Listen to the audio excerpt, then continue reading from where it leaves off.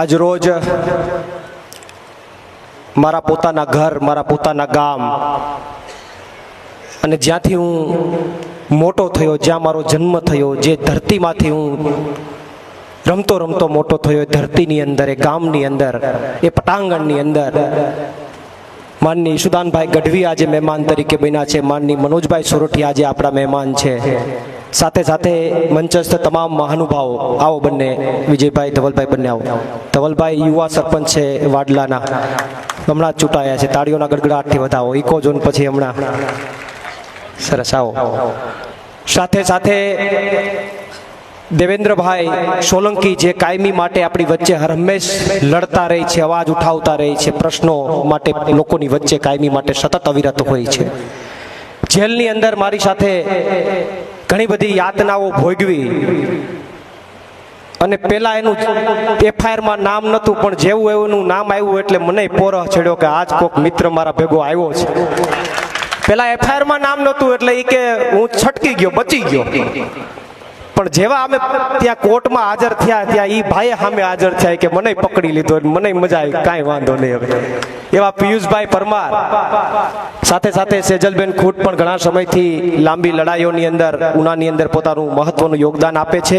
અમારા જિલ્લા પ્રમુખ રામભાઈ, તાલુકા પ્રમુખ ભાઈ ભીમશીભાઈ અને તમામ મહાનુભાવો મંચસ્થ, અમારે ભાઈ વિપુલભાઈ, તમામ જેટલા પણ અમારી બે નામ રહી જાય તો પાછો પ્લસ માઇનસ થાય, એટલે જેટલા બેઠા એ બધાને એકઈને એમાં મહત્વના લોકો છે. અને એના કરતા વિશેષ ઈશુદાનભાઈ અને માનની મનોજભાઈ, વિશેષ વાત મારા માટે એ છે કે આ ગામની અંદર આપણે યાત્રાની શરૂઆત કરી અને જ્યારે પહેલી સભા અહીંયા, આમ તો પહેલા બીજા ગામની અંદર સભા હતી, પણ મારી પોતાની એવી ઈચ્છા હતી કે 108 દિવસની જેલ અને એ પછી જ્યારે હું ગુજરાતના ખેડૂતોની વચ્ચે જો જતો હોય તો મારે પહેલા મારા ગામમાંથી જ નીકળવું છે.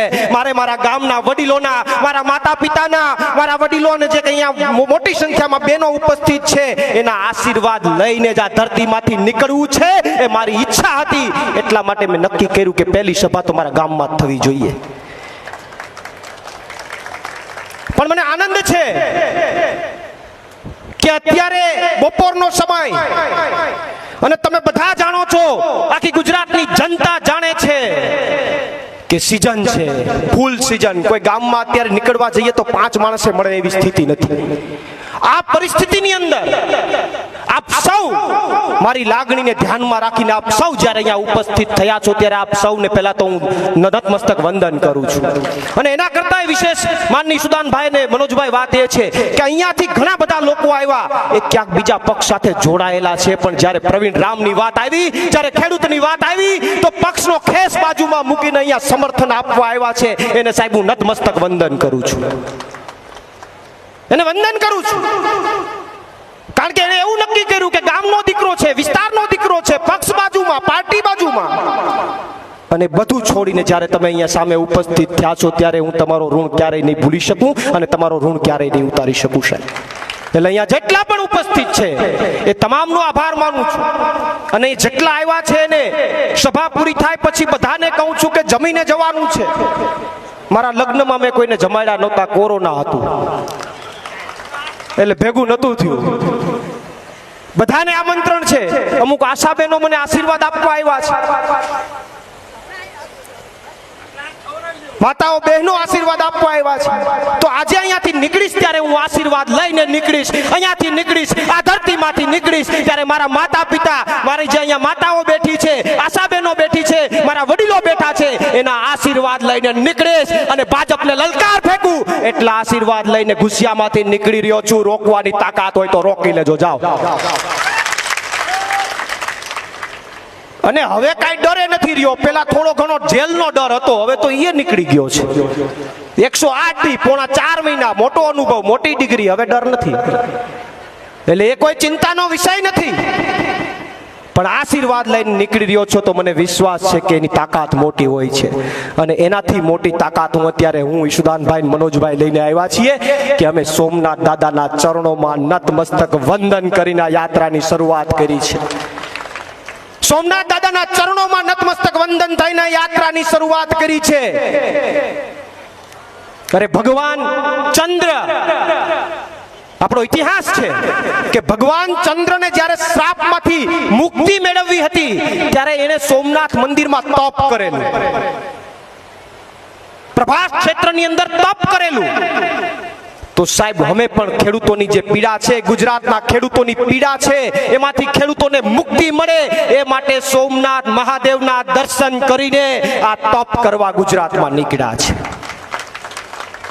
સોમનાથનો બીજો ઇતિહાસ છે કે વીર હમીરજી ગોહિલ, વીર હમીરજી ગોહિલ અને વીર ખોડાજી ભીલ, વીર વેગડાજી ભીલ કોળી સમાજના, એમણે સોમનાથ મંદિર માટે પોતાના પ્રાણની આહુતિ આપેલી છે. ત્યારે અમે સોમનાથ મંદિરે દર્શન કરીને પ્રાણ લીધા છે કે સાહેબ એમણે સોમનાથ મંદિર માટે પ્રાણ આપેલા છે. અમે ગુજરાતના ખેડૂતો માટે લડવા નીકળ્યા છે અને મારા ગુજરાતના ખેડૂત માટે પ્રાણ આપવા પડે તો આ ઘુસિયાનો દીકરો ક્યાંય અટકવાનો નથી. આ યાત્રા જે લઈને નીકળ્યા છે કે પરિવર્તન લાવો, ખેડૂતો બચાવો, આ યાત્રાનું ટેગલાઈન ફેરવવી પડી. ભાજપ પાસે માગી માગીને થાક્યા કે ખેડૂતોને બચાવો, ખેડૂતોને કંઈક આપો, ખેડૂતો માટે કંઈક કરો, કંઈક કરતા નથી. પ્રશ્નો અનેક છે, ભાવ આપણને મળતો નથી, બિયારણ નકલી આવી જાય, ખાતર સમયસર મળતું નથી, કડદા કરી જાય. આપણને એમ હોય કે ભાઈ પાક સહાય આપે, પાક વીમો આપે, એ પણ આપતા નથી. તો આ તમામ પ્રશ્નો માટે જ્યારે અવાજ ઉઠાવીએ, એમાં હમણાં વચ્ચે નવું આવ્યું, ખેડૂતો પરેશાન તો છે પણ હમણાં નવું લઈને આવ્યા. અમેરિકા હારે આ લોકોએ એક ડીલ કરી. અમેરિકા સાથે આ લોકોએ ભારતે, પ્રધાનમંત્રી મોદી અને ભાજપ સરકારે એક ડીલ કરી કે અહીંનો ખેડૂતોનો માલ આપણો અમેરિકામાં જાય તો 18% ટેક્સ લગાડીને પછી ત્યાં વેચાય, અને અમેરિકાના ખેડૂતોનો માલ કોઈ ભારતમાં વેચાવા આવે તો એના ઉપર કોઈ જાતનો ટેક્સ ન લાગે, 0% ટેક્સ. એટલે આ તો ચોથા ધોરણના છોકરાને ખબર પડે કે એનો માલમાં ટેક્સ ન લાગે અને આપણા માલમાં ટેક્સ લાગે તો આપણો માલ મોંઘો થાય, આપણો માલ મોંઘો થાય તો આપણો માલ વેચાય નહીં, આપણે સસ્તામાં કાઢવો પડે. આ વાત તો બધા સમજે છે ને, સસ્તામાં કાઢવો પડે તો વધતામાં ઓછું આપણે નુકસાની વેઠવી પડે. તો આમાં મુદ્દામાં અવાજ ઉઠાવીએ ભાજપની સામે તો પ્રશ્નોનું, ખેડૂતોનું નિરાકરણ કરવાની જગ્યાએ હળદરમાં તમે બધાએ જોયું, ખેડૂતો ઉપર અત્યાચાર કર્યો, લાઠીચાર્જ કર્યો, ઘરમાં ઘૂસીને માર્યા, આંસુ ગેસના ગોળા ખેડૂતો ઉપર છોડ્યા, 75 વર્ષના લોકોને ન છોડ્યા, નાના બાળકોને ન છોડ્યા, અને અમારા જેવા લોકોને અમારો કોઈ વાંક કે ગુનો નતો, છતાં પણ 108 દિવસની જેલમાં નાખવાનું કામ આ ભાજપની સરકારે કર્યું છે. ત્યારે આ ધરતીને, આ ગામને, આ ગીરને કહેવા માંગુ છું કે તમારા દીકરા સાથે અન્યાય કરવાનું કામ જે ભાજપે કર્યું છે ને જડબાતોડ જવાબ આપવો પડશે, એને જડબાતોડ જવાબ આપવો પડશે. અને એટલા માટે આ યાત્રા લઈને નીકળ્યા કે આને કઈ કઈ થાક્યા છે કે બદલો બદલો, ખેડૂતને કંઈક આપો, એ આપવા તૈયાર નથી. એટલે લઈને નીકળ્યા છે કે પરિવર્તન લાવો ને ખેડૂતને બચાવો. હવે ભાજપને કાઢો ને ખેડૂતને બચાવો. યાત્રાની ટેગલાઈન આ છે. વિશેષ હું વધારે ચર્ચા નહીં કરું કારણ કે આપણે મહેમાનોને સાંભળવા છે. હું તો ગામનો ઘરના ભૂવા, ઘરના ડાકલા, એટલે આપણે તો જ્યારે જરૂર પડશે ત્યારે ચર્ચાઓ કરીશું. પણ એક મહત્વની વાત અહીંયાથી કહીને જાઓ. મારા એક મિત્રએ ગઈકાલે એક મીડિયાની અંદર બયાન આપ્યું કે ખેડૂતો મુદ્દે પ્રવીણભાઈ રામ તો હજી આંગણવાડીમાં નહીં, પણ શું કીધું, કંઈક સારું કીધું એને, બાલ મંદિરમાં છે. ખેડૂતોના મુદ્દામાં પ્રવીણભાઈ રામ હજી બાલ મંદિરમાં છે. હાડું મનોજભાઈ ઈ સમજાતું નથી, મારું બાલ મંદિર પૂરું નથી થતું, 2016 થી ચાલુ થયું. 2016 માટે ખેડૂતોના ઇકોઝોન માટે હું લડ્યો છે, આ કે ના? તમારું ઇકોઝોન અત્યાર સુધી અટકીને પડ્યું હોય તો કોના કારણે અટકીને પડ્યું છે? કોના કારણે અટકીને પડ્યું છે? 2016 થી ખેડૂતો માટે, ગુજરાતના ખેડૂતો માટે લડું છું સાહેબ. 14 દિવસ સુધી આ પ્રવીણ રામે શરીરમાં અન્નનો દાણો નથી લીધો આ ગીરના ખેડૂતો માટે. અને મારો એક મિત્ર એમ કહે છે કે પ્રવીણભાઈ તો હજી બાલ મંદિરમાં છે, પણ મારે એને કહેવું છે કે મારે બાલ મંદિરમાં જ રહેવું છે, મારે કોલેજમાં નથી જવું ભાઈ, મારે નથી ડિગ્રી લેવી. બાલ મંદિરમાં હોય તો બાલ મંદિરના છોકરાઓ છે એના પેટમાં પાપ ન હોય, નિષ્પક્ષ ભાવે લોકો માટે કામ કરતા રહી. મારે તમારી વચ્ચે એવું જ રહેવું છે, બાલ મંદિરનો છોકરો બનીને મારે કોલેજનો છોકરો કે ડિગ્રી નથી લેવું, કારણ કે કોલેજના છોકરા કંટ્રોલમાં નથી રહેતા, પછી ભાગી જાય આડાવડા. એટલે આપણે એ નથી કરવું, આપણે બાલ મંદિરમાં જ રહેવું છે.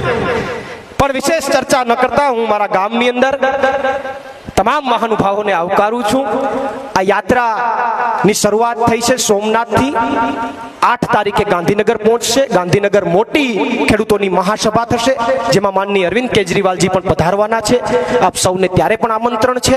અને મને વિશેષ આનંદ એ છે, મને પોરહ છે, મને ઉત્સાહ છે કે 108 દિવસ પછી, આ 108 દિવસની જેલ પછી, ખેડૂતો માટેની જેલ પછી હું પહેલી વાર મારા ગુજરાતના ખેડૂતોની વચ્ચે જઈ રહ્યો છું. એનું મને પોરહ છે. અને એના કરતા મને ઉત્સાહ છે કે હું જઈ તો રહ્યો છું, પણ મારું જન્મ સ્થળ, જ્યાં મારો જન્મ થયો, જે માટીમાં ઉછરીને મોટો થયો, જેનું પાણી પીને હું મોટો થયો, ત્યાંથી પ્રસ્થાન કરી રહ્યો છે. એનું મને ગૌરવ છે. એ ગુસિયા ગામનું ગૌરવ છે કે જેનું પાણી પીને ગુજરાતમાં બાથ ભીડી રહ્યો છું. અને કહું છું કે ગુસિયા વાળા લોકોની સામે કે ગીરના લોકોની સામે ન પડતા બધાની તાકાત પ્રવીણ રામ જેવી જ છે સાહેબ. બધાની તાકાત પ્રવીણ રામ જેવી છે. મને પોરહ છે, મને ઉત્સાહ છે. અને આપ સૌના આશીર્વાદ અને સોમનાથ દાદાના આશીર્વાદથી મને વિશ્વાસ છે. કારણ કે મને આશાબેનો તો બહુ આશીર્વાદ આપે છે. મને વિશ્વાસ છે કે આ લડાઈની અંદર ચોક્કસથી ખેડૂતો માટે વાહ ના બાપા વાહ.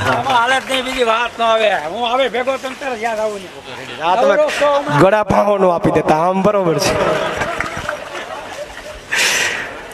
તો વિશેષ ચર્ચા ન કરતા મને આનંદ છે, મને ઉત્સાહ છે, મને ઉમંગ છે કે મારા જિલ્લામાંથી, મારા ગામમાંથી, સોમનાથ દાદાના સાનિધ્યથી અને તમારા બધાના આશીર્વાદથી અમે બધા જઈ રહ્યા છીએ. અને આ લડાઈમાં અમે અટકવાના નથી. ગુજરાતના ખેડૂતો માટે કંઈક કરીને પાછા આવવાના છે. એટલી જ વાત સાથે મારી વાણીને વિરામ આપું છું. આભાર. બોલો ભારત માતા કી જય. જવાન જય જવાન. ફરીથી કદાચ થોડું ઘણું પણ કદાચ હજી 2 મહાનુભાવોને સાંભળવાના છે. બધાએ બેસવાનું છે અને અહીંયાથી નીકળ્યા પછી જમીને જવાનું છે. અહીંયાથી નીકળતા વખતે મારી ઈચ્છા એવી છે કે ગામના વડીલો અને તમામ માતાઓ બહેનોના મારે આશીર્વાદ લેવાના છે.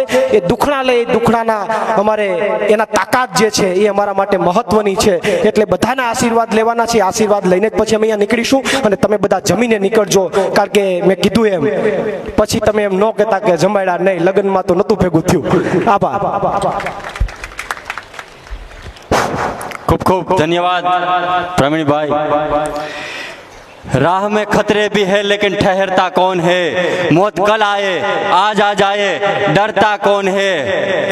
और माना कि भाजपा तेरे लश्कर के मुकाबले अकेला है खड़ा, लेकिन फैसला मैदान जंग में होगा कि मरता कौन है. અમારી તૈયારી મરવા સુધીની છે મિત્રો. તમારે માત્ર ને માત્ર સાથ અને સહયોગ જ કરવાનો છે. જાજો સમય ન લેતા હું પ્રદેશ સંગઠનના મહામંત્રી માનનીય શ્રી મનોજભાઈ સોરઠિયાને આમંત્રણ આપું કે તેઓ આવે અને આજની આ પોતાની સભાને સંબોધિત કરે.